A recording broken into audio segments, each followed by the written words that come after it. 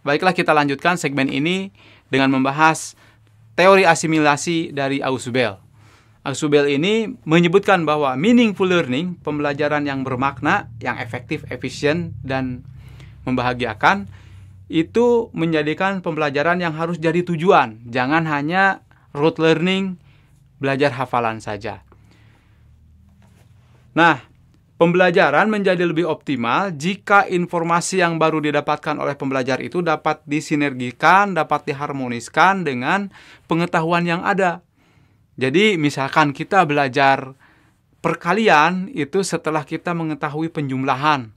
Karena perkalian merupakan penjumlahan yang berulang, sehingga ketika kita baru belajar penjumlahan kemudian belajar perkalian, itu akan memperkuat dan menambah kelengkapan apa yang ada dalam otak kita. Nah, kita lebih lanjut, kita lihat bahwa teori asimilasi ini menjelaskan pembelajaran pada manusia itu ada dua macam, meaningful sama rote. Nah, yang meaningful ini informasinya harus sedapat mungkin paling mudah diserap oleh otak kita. Oleh karena itu harus berbentuk cognitive structure, baik kualitasnya maupun kuantitasnya. Oleh karena itu yang paling baik berupa konsep map. Nah, kita juga slide ini sebenarnya mengikuti teori asimilasinya Ausubel berupa konsep map. Kurang lebih seperti ini ya. Mind map tetapi ada kata keterangannya di sini.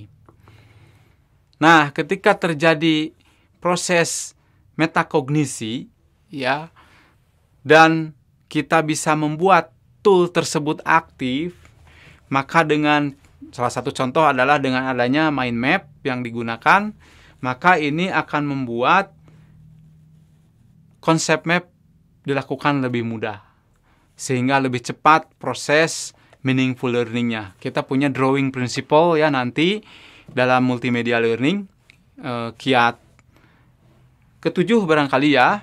Nah, itu akan secara ringkas cara ajar kita, bahan ajar kita harus memancing agar pembelajar kita menuliskan sesuatu terlebih lagi jika dapat membuat mind map atau konsep map ini.